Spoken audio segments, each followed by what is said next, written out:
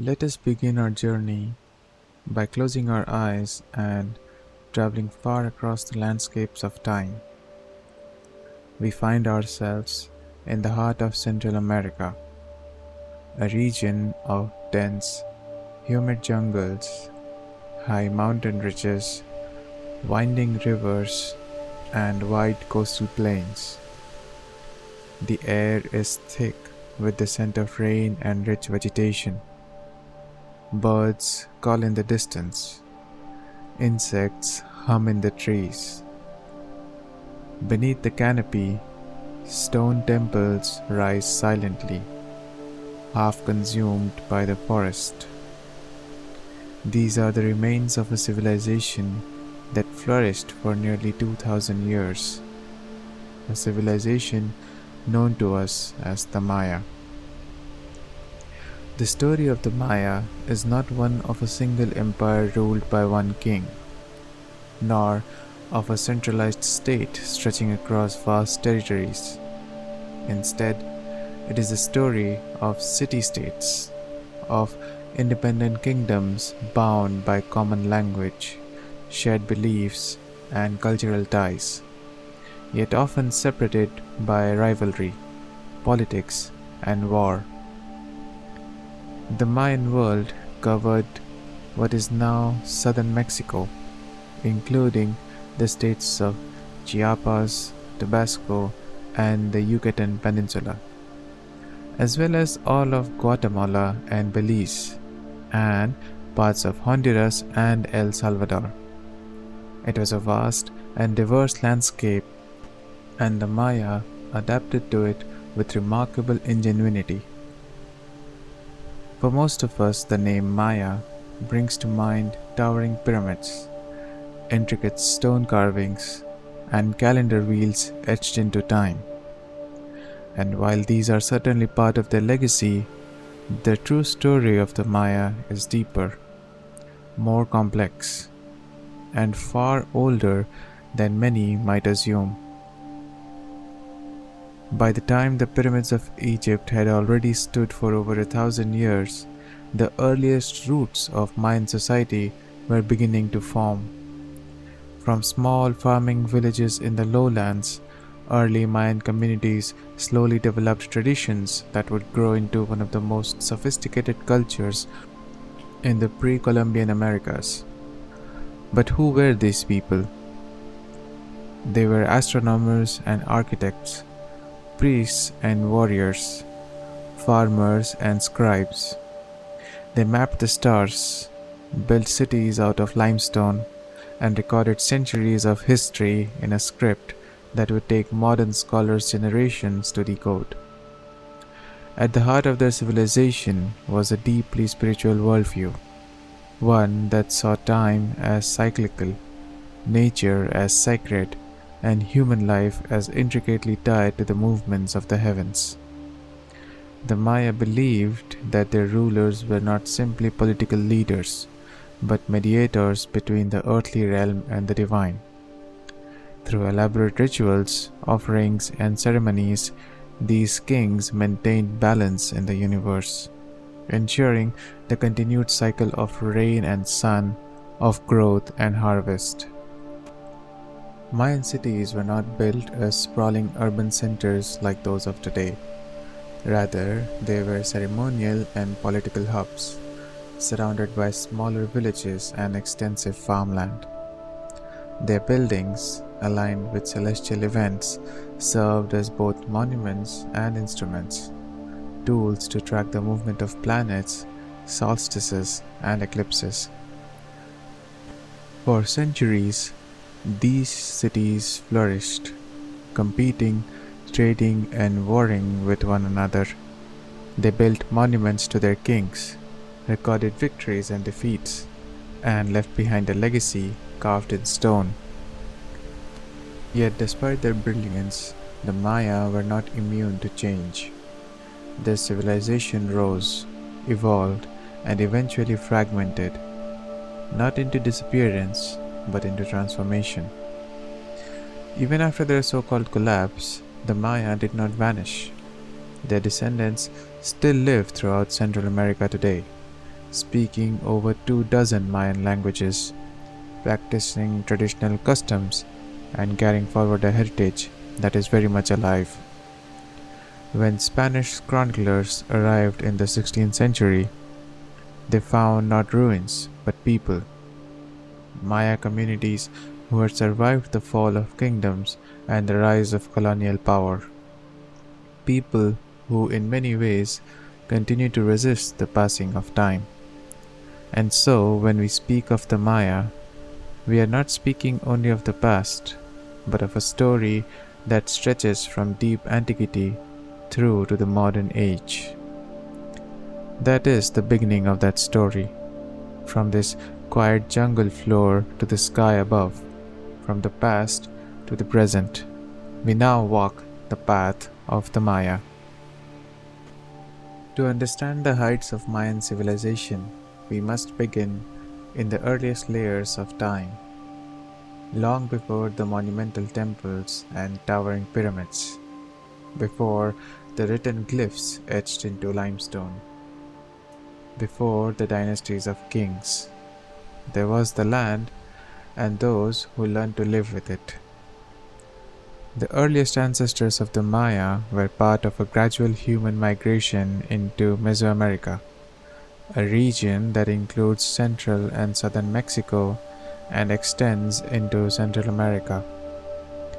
By approximately 2000 BCE, communities speaking Proto-Mayan languages had settled across parts of what is today Guatemala and southern Mexico.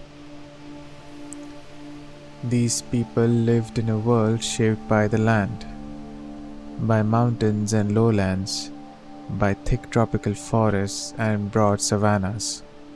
They made their homes near rivers, lakes, and fertile valleys.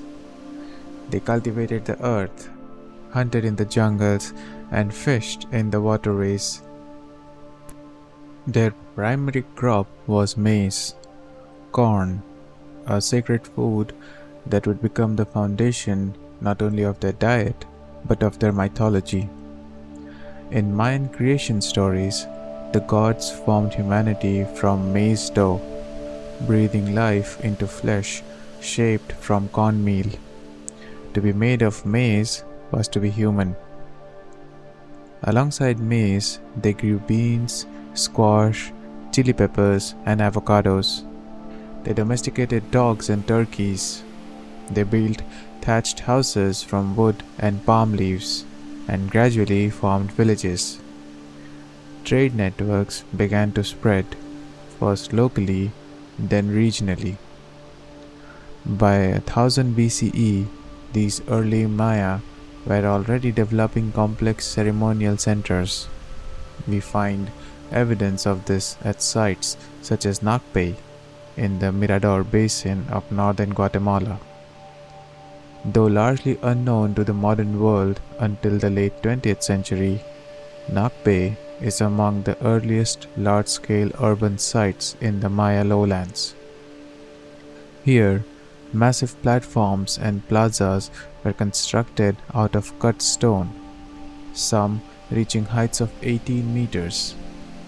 These structures predate the classical period by over 1,000 years, suggesting a much earlier timeline for monumental architecture than once believed. Even at this early stage, there were signs of hierarchy. The layout of the cities, the separation between common homes and ritual spaces, and the presence of elaborate tombs point to the emergence of a ruling elite. A class of priests or proto-kings had begun to assert control, perhaps claiming divine sanction, perhaps controlling agricultural surplus or trade routes. The Maya were also influenced by other cultures, chief among them the Olmec civilization.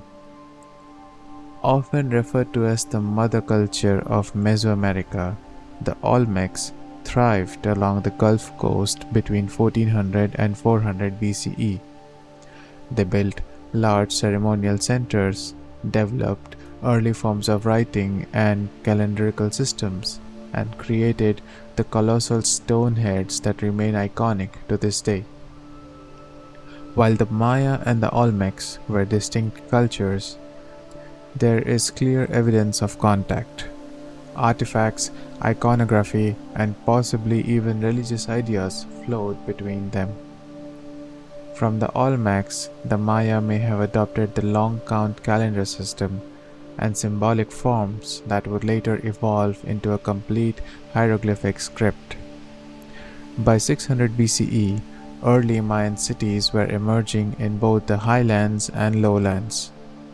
Caminaluyú, near modern-day Guatemala City, became an important highland center, strategically located for trade between the Pacific coast and the interior.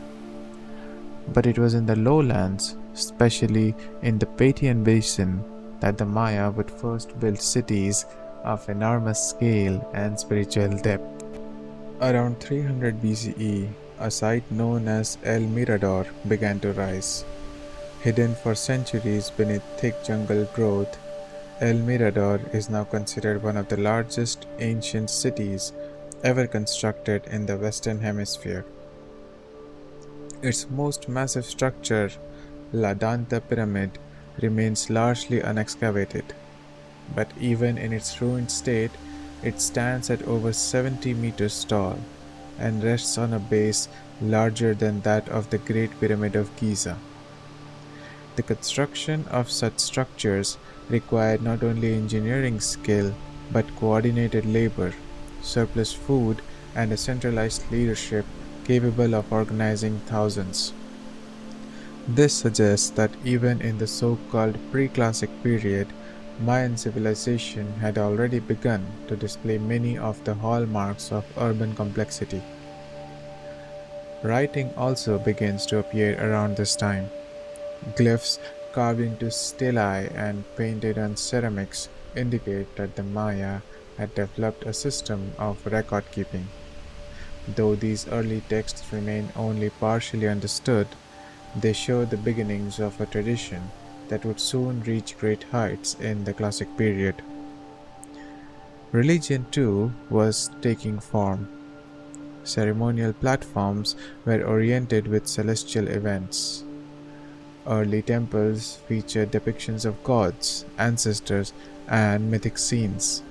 The concept of a cosmological order, one in which human action affected divine balance, was already present. By the turn of the first millennium CE, the foundations had been laid. Villages had become towns, towns had become cities, rituals had become ceremonies, and leaders had become kings. And so, from modest beginnings, the Maya rose, not in a single moment, but over generations, slowly, steadily, like the growth of the ceiba tree, whose roots stretch into the underworld and whose branches reach towards the heavens. In the next chapter, we will walk among the great city-states of the classic period, when the Maya stood at the very height of their power. But for now, in this early hour of their history, the jungle is quiet. Fires glow softly in small homes. Priests prepare offerings. Builders shape stone. And somewhere in the distance, the first glyphs are etched into clay. The Maya are awakening. Chapter 3.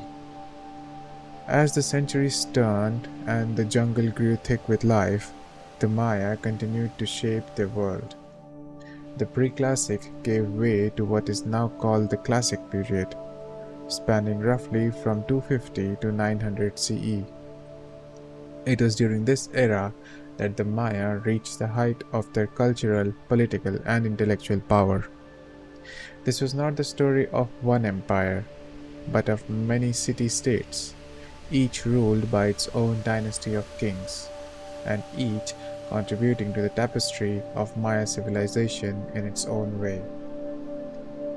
Names like Tikal, Calakmul, Copán, Palenque, and Caracol mark the map today with crumbled temples and overgrown courtyards.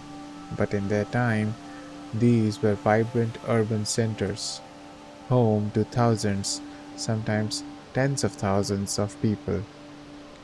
Each city was an independent political entity, often competing with its neighbors.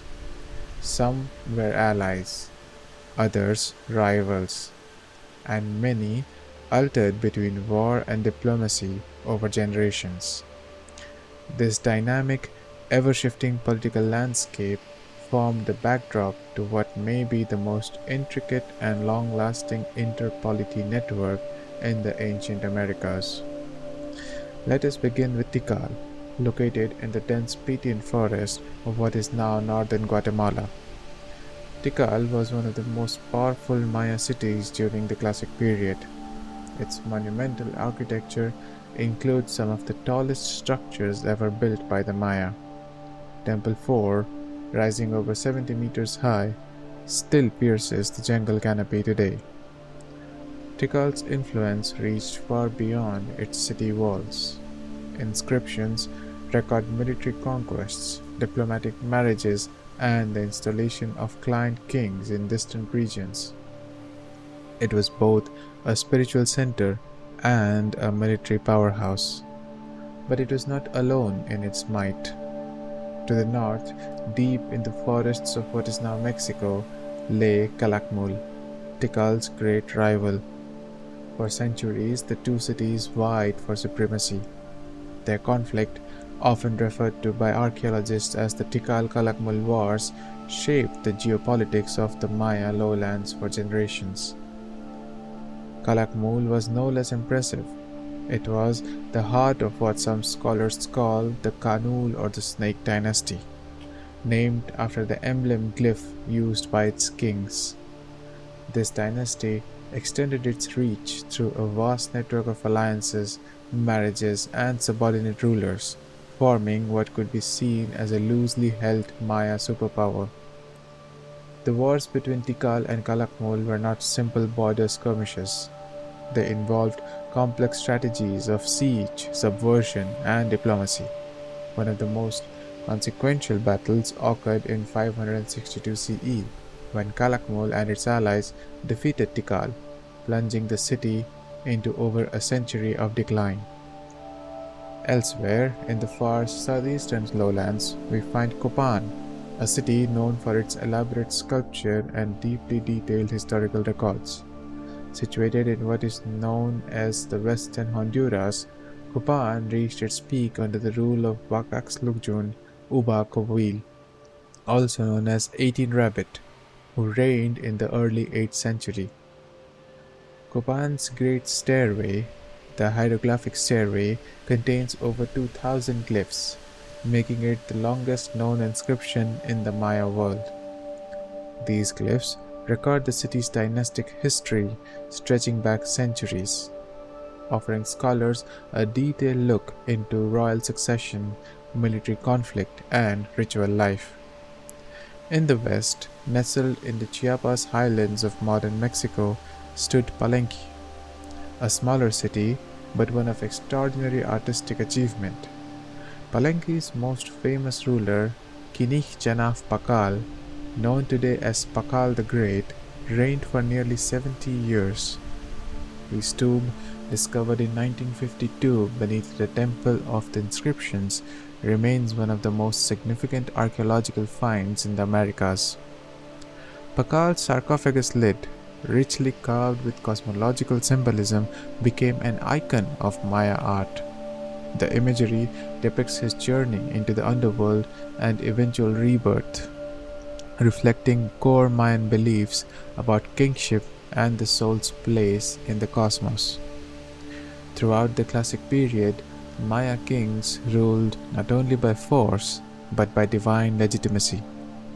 They were known as Kuhul Aja, meaning Holy Lord. Each king was seen as a sacred intermediary between the human world and the gods. His bloodline was not merely noble, it was sacred. Royal rituals often involved bloodletting, an act in which the king or queen would pierce their skin, often their tongue or genitals, and offer the blood to the gods. This act was not seen as pain or sacrifice, but as communication. It was through blood that the cosmic order was maintained. Each ruler had a divine origin story, often linking themselves to mythological ancestors or founding deities. Inscriptions across stelae and temple walls emphasized these connections, framing rulers as keepers of celestial order. And then there was the ball game, pits as the Maya called it. Played on a long rectangular court, the game had religious and political significance. It wasn't merely sport, it echoed the mythological battle between the hero twins and the lords of the underworld, as told in the Popol Vuh, the sacred Quiché Maya text. Victory or loss in the ball game sometimes held consequences far beyond the court. In some cases, captives were forced to play, and on certain ritual occasions, the losing side, or even the victors, were offered as sacrifices. Beyond palaces and pyramids, the classic period was marked by an explosion of written records. Maya scribes inscribed their history on stone monuments, pottery, and folded bark books known as codices. These texts recorded births, coronations, wars, astronomical events, and the genealogies of kings. They provide a rare glimpse into the workings of a literate, historical culture in the pre-Columbian New World. The glyphs were complex. They combined logograms, symbols that represent whole words, with syllabic signs. Mastery of the script required years of training, and scribes were members of the elite, often priests or nobles. All of this, the cities, the kings, the wars, the rituals, formed the rhythm of Maya life for over 6 centuries. But like all rhythms, this one too would change. By the late 800s, signs of stress began to appear. Monument carvings slowed, some cities were abandoned, populations declined. In time, the classic world would give way to something else. But for now, in this moment, the Mayas stand at the pinnacle of this classical age, observing the stars, recording their history, and walking among pyramids that kiss the canopy. It is a world rich in meaning, deep in tradition, brilliant in its achievement, a world still echoing in stone. Chapter 4. In the world of the ancient Maya, religion was not confined to temples or sacred dates. It permeated every corner of life. The Maya did not draw a strict line between the spiritual and the natural. For them, the cosmos was alive, a grand, interconnected system of forces, deities, ancestors, and time itself. Everything they built, every decision they made, every ceremony they performed, was guided by their understanding of the spiritual order. At the heart of the religion was a layered universe, one that extended far beyond the material world. They believed in 3 primary realms: the sky above, the earth in the middle, and the watery underworld beneath, known as Xibalba. Each of these levels was inhabited by gods, supernatural beings, and ancestral spirits. The sky realm was the domain of celestial gods, sun deities, the moon goddesses, and the gods of Venus and stars. The earthly realm was where humans lived, but it was also filled with sacred mountains, trees, rivers, and caves, many of which were thought to be portals to the other worlds. And the underworld, far from being a place of eternal damnation, was a complex space of transformation and regeneration. It was dark, but not evil.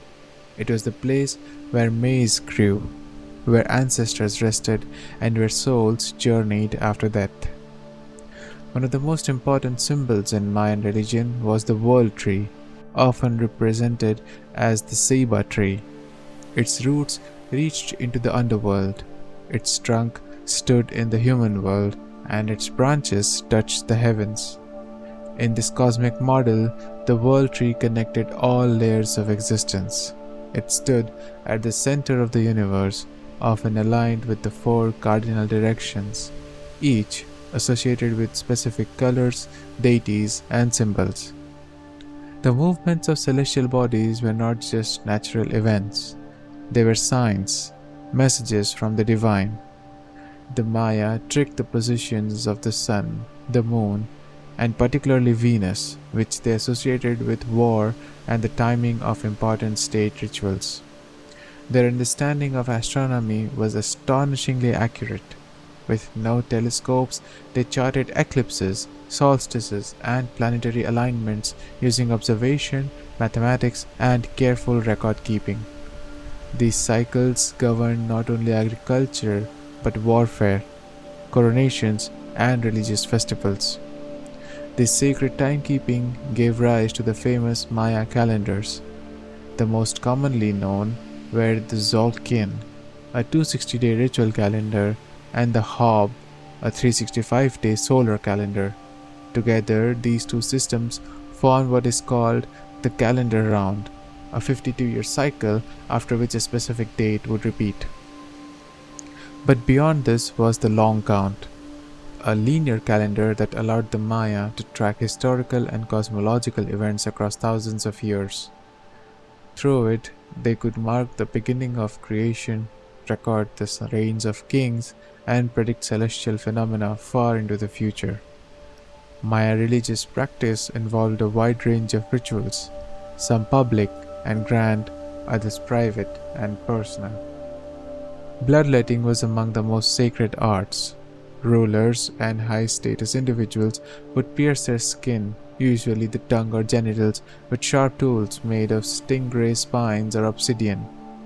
The blood, believed to carry divine energy, was collected on cloth or paper and burned, allowing the sacred essence to rise as smoke towards the gods.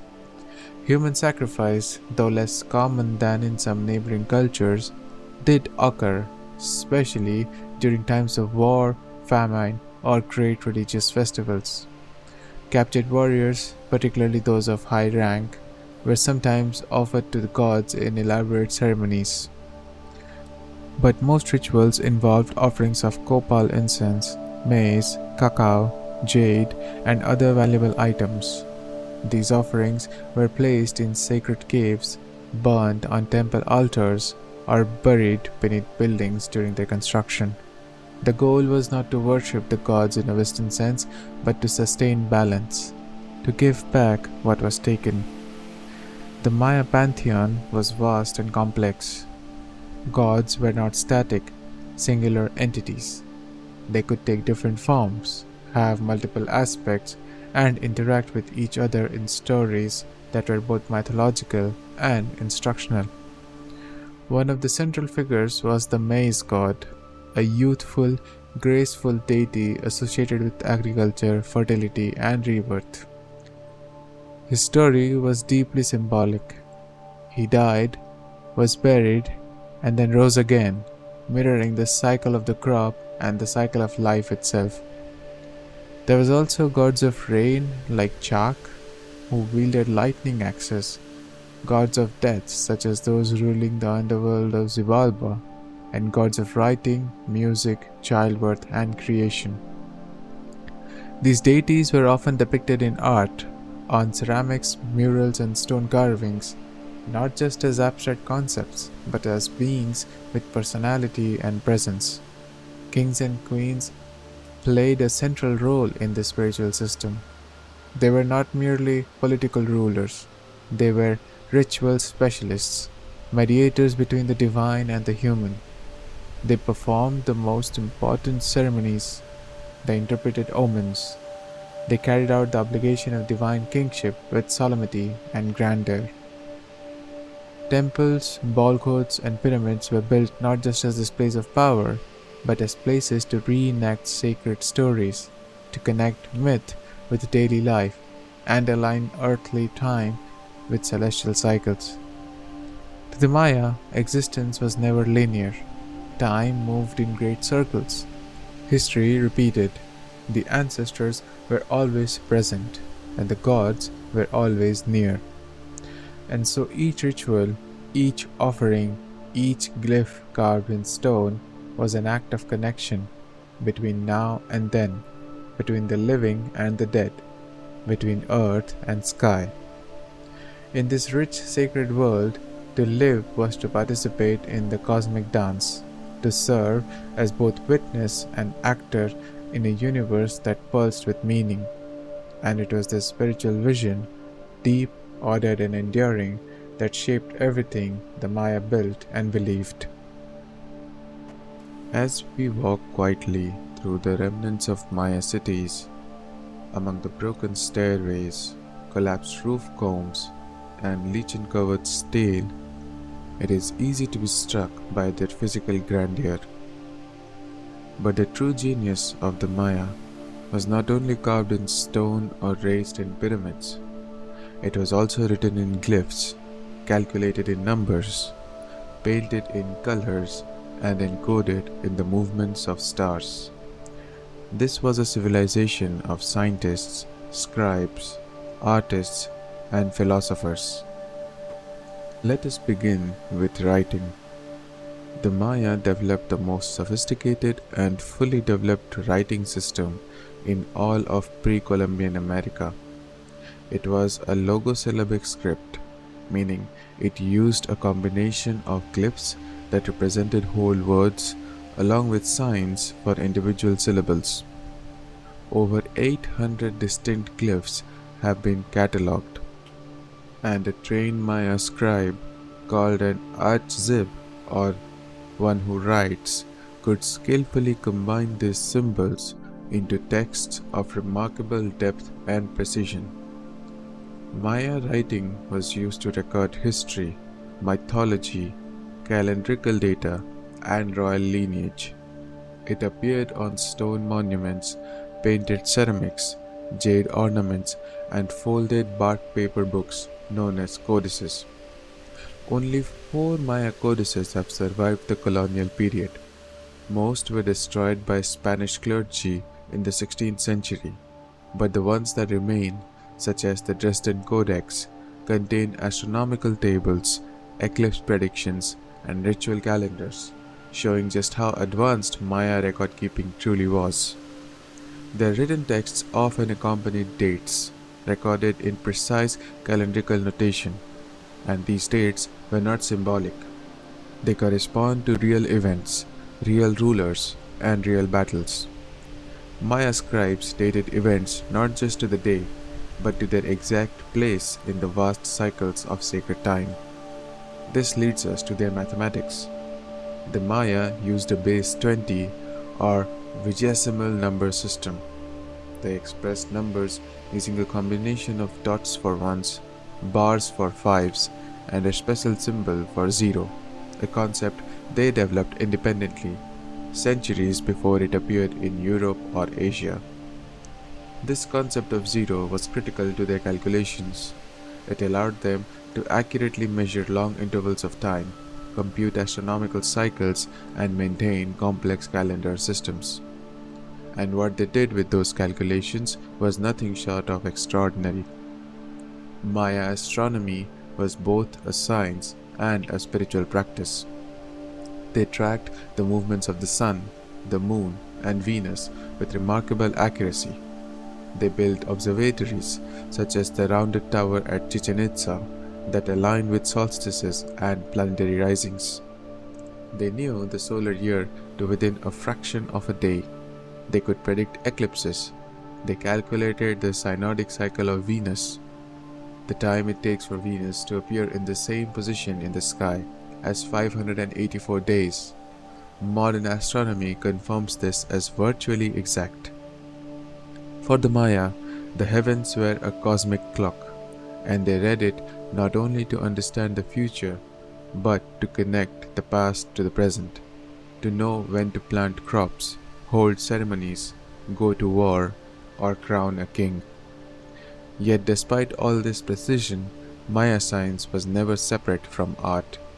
Their world was built on integration of logic and beauty, of structure and spirit. Their art was deeply expressive. It appeared in the form of murals, carved lintels, painted vases, ceramic figurines, and jade jewelry. Scenes of court life, mythological drama, and ritual sacrifice filled their canvases. Human figures were often depicted in motion, dancing, speaking, gesturing, alive with emotion and narrative. Even the smallest objects, spindle whorls, bone needles, obsidian blades, were frequently etched with decoration. Beauty was not an afterthought, it was integral. Art was also a form of storytelling. The famous painted ceramics of the classic period often included both text and image. A royal courtier might be depicted drinking cacao while a caption names him and describes the event, almost like a scene from a graphic novel. The combination of picture and glyph created layered meaning where the literal and the symbolic merged. The Maya also had a strong tradition of portraiture. Rulers were depicted with individualized features, shown in regal poses or performing sacred rites. These were not idealized gods, but actual human beings, remembered in stone and clay, speaking to us across the centuries. Their architecture, too, was art. Temples and palaces were decorated with elaborate stucco friezes, painted in bright red, yellow, blue, and green. Colors chosen not only for their visual appeal but for their symbolic value. Walls were often covered in murals. At Bonampak, one such room shows a vivid narrative scene: dancers in feathered costumes, musicians playing conch shells and drums, and nobles gathered in courtly procession. The detail and drama rival any scene from ancient Rome or China. We must also remember that Maya art and science were deeply local. Different regions developed their own styles, glyphs, and techniques.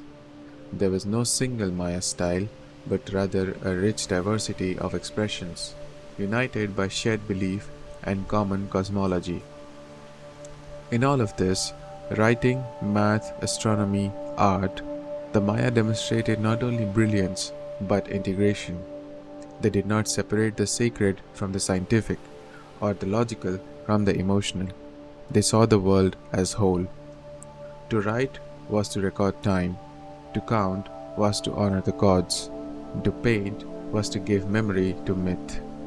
And so, long before telescopes or printing presses, the Maya observed the sky, measured the years, and told their stories in lines of stone and spirals of paint.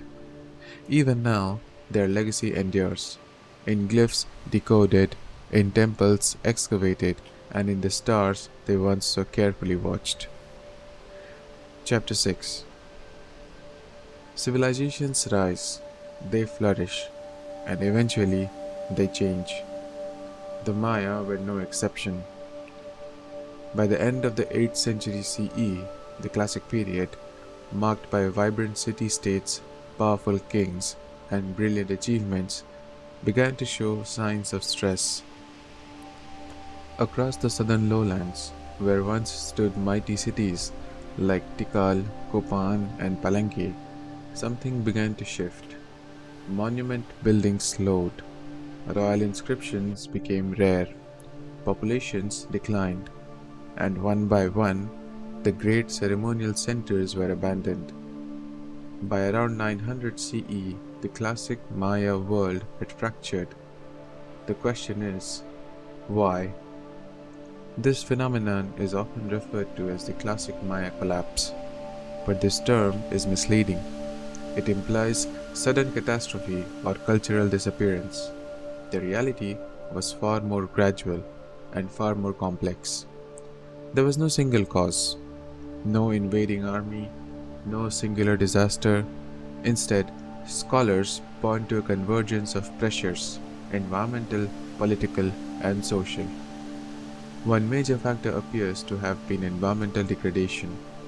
For centuries, the Maya had supported growing populations through intensive agriculture. They cleared forests, built terraced hillsides, and drained wetlands to grow maize and other staples. But over time, deforestation and soil exhaustion may have reduced the land's productivity. At the same time, evidence from lake sediments and cave formations suggests the region experienced a series of severe droughts, particularly between 800 and 1000 CE. In a society so dependent on seasonal rains, prolonged drought would have had devastating effects on crops, on drinking water, and on the spiritual confidence of rulers who claimed to ensure cosmic balance. Political fragmentation also played a role. The Maya world was built on city-state rivalries, and by the late Classic period, these rivalries had escalated into near constant conflict. Wars disrupted trade, displaced populations, and strained already stretched resources. Dynasties fell, cities turned against former allies, the traditional order began to crumble. As the social contract between rulers and people weakened, many communities may have simply walked away.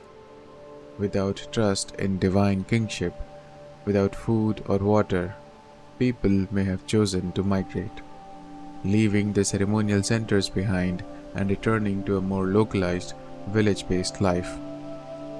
Cities such as Tikal, Copán, and Palenque were not destroyed, they were abandoned, their monuments left standing, their temples overtaken by trees.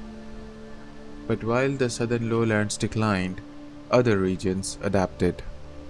In the northern Yucatan Peninsula, new centers rose to prominence.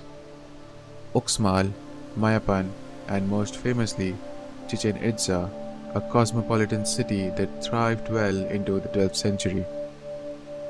Chichén Itzá blended Maya traditions with influences from central Mexico, including Toltec architectural elements and imagery. The famous temple of Kukulkan, also known as El Castillo, was built during this period. It is a masterwork of astronomical alignment, designed so that during the equinoxes, shadows fall on its staircases to resemble a serpent slithering down the pyramid's side. In these post-classic cities, the political model shifted. Power was often more collective, shared among councils or noble families. Militarism became more prominent. Trade routes expanded. Religious practices evolved. But the core of Maya identity endured. Even after the arrival of the Spanish in the 16th century, Maya communities remained. They resisted conquest, sometimes violently. In other cases, they negotiated or retreated deeper into forests and highlands. Despite epidemics, forced labor, and religious persecution, many Maya traditions survived, in secret, in syncretism, or through sheer persistence. To this day, millions of Maya people live across Mexico, Guatemala, Belize, Honduras, and El Salvador. They speak over 20 different Mayan languages, including Quiche, Yucatec, Quechua, and Tzotzil. They farm, hold ceremonies, and honor ancestral knowledge passed down through generations. In many villages, the sacred calendar is still observed. Shrines are still visited, the maize is still revered. And while the kings and palaces are gone, the spirit of the Maya has never disappeared. What we once called a collapse is more accurately seen as a transformation, a shift in political structure, a redistribution of population, and a cultural adaptation to new realities. The classic cities may have fallen silent, but the Maya did not. They endured, and they still endure. Even now, walking through a modern Maya town, you might hear ancient words spoken in the market. You might see woven patterns inspired by stele carved 1,000 years ago. You might witness a ceremony performed on a mountaintop where time still spirals in sacred cycles. The Maya are not just a civilization of the past, they are a people of the present, alive, rooted, resilient. Chapter 7. The last king has long since passed. The temples have gone quiet. The jungle has reclaimed the cities. And yet, the story of the Maya was not lost, only sleeping. For centuries after the classic period, the monumental cities of the Maya lay hidden beneath layers of vines, trees, and time. Local Maya communities continue to live nearby, aware of these sacred places, but no longer part of the world that once built them.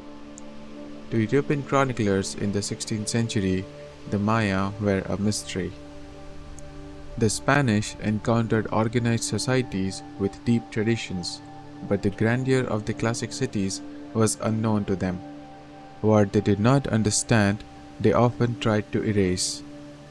During the colonial period, many Maya texts were destroyed, particularly during the Spanish Inquisition in the New World.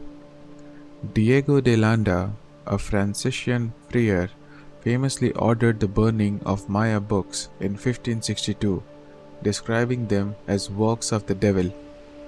Ironically, he later attempted to record Maya language and beliefs in his writings, an act that would become crucial for later scholars.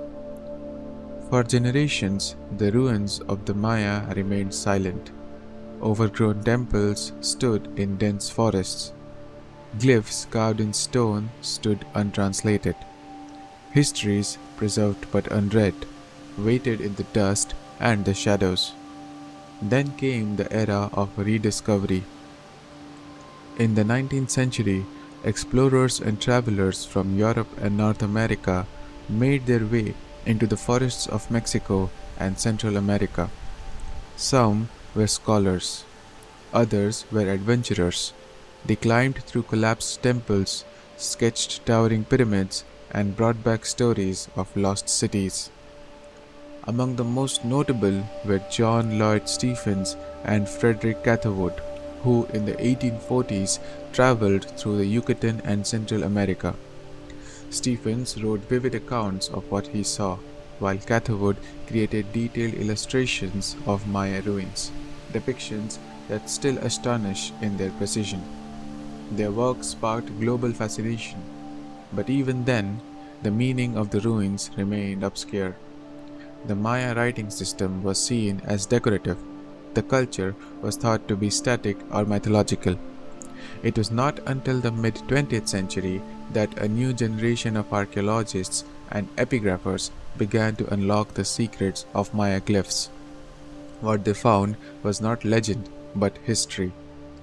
Maya inscriptions recorded battles and dynasties, marriages and rituals, eclipses and accessions. Each city had its own story, each ruler his own name. The Maya had not only built and farmed and prayed, they had written their own history in their own voice, in their own time. Today, much of that voice has been recovered. Maya writing is now mostly deciphered.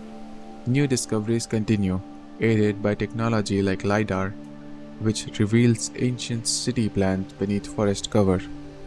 The Maya are no longer seen as a vanished people, nor their civilization as a mystery.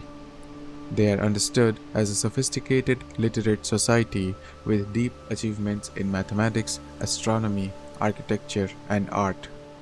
Their legacy, too, lives on in more than stone and glyph. It lives in language, in belief, in practice.